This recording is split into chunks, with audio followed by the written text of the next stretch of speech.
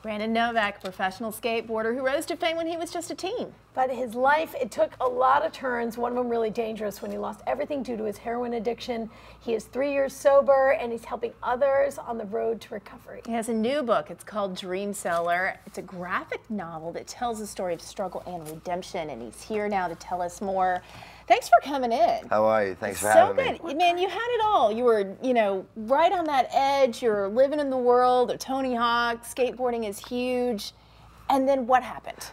What happened is that the disease of addiction doesn't discriminate, right? From Yale or jail, the White House or the outhouse, the results are all the same. And 1 out of 5 people will be affected. Today in the nation, 179 people will die as a direct result of an opioid overdose.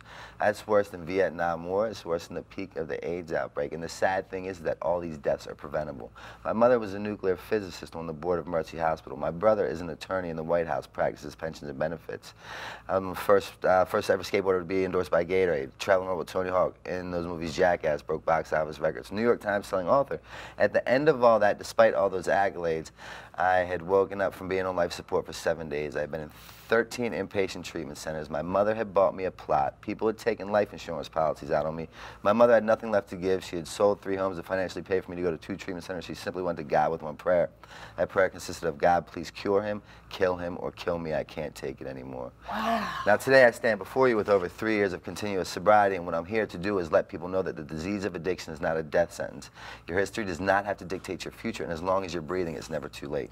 You have these 2 books, 2 of them now, because we highlighted the Yeah. one book, and then the next one is a graphic novel, which is the Brandon Novak Chronicles. Yeah. And there's never been anything like this, and it deals with addiction. Yeah, what I'm trying to do is, because they say, how do we lift the stigma? How do we lift the stigma? Fortunately or unfortunately, depending upon one's perception, the stigma is lifting because the death toll is rising. So what I want to do is just make addiction more of a conversational piece. Like, talk about it at dinner. You know what I mean? Like, talk about it.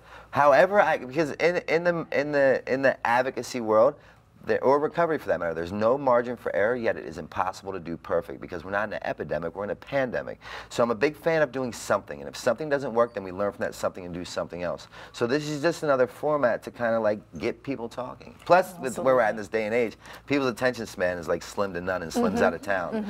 So if I could do 5 short stories, put art to it, bring the story to life. Well, graphic novels are really, really big right now. Yeah. Super important. So when you had these books, did you want it to be for the caregiver or the person who might be healing? What I really wanted it to do was, I'm really descriptive in these books, and I'd write 5 pages about how you sit, how you look at me, how your head's cocked to the left. Before I even say your name or the importance of your story, I wanted the reader to feel like they were in my shoes, to kind of let an outsider's perspective understand why we do what we do and the things that we do to get high. And I don't want to do it, but I don't know how to not do it. It's not personal, it's just business. Right. Yeah. It's so amazing to take somebody into that mindset, because if you haven't been there and you don't quite understand it, you look at somebody like, oh, well, just quit. Why can you not quit? Yeah. So to take them into that mind space, I think, is so key. Thank you for what you're doing. Thank you for making a difference. So one of the things I do is I give out my personal phone number for people to call me if they want help. And I'd like to do that. It's 610-546-2608. And if anybody wants help, call me, and we'll figure out a way to get them the help that they need and deserve. Amazing. You are really personally into it, Brandon. Thank you so much. Thank you for having me. Brandon's book, Dream Seller. Head to BrandonNovak.com. You can keep up with him on Facebook, and then he just gave the number. Give him a call. Call me, 610-546-2608, please. Thanks for making a difference. Thank you. Thanks for coming in. All right.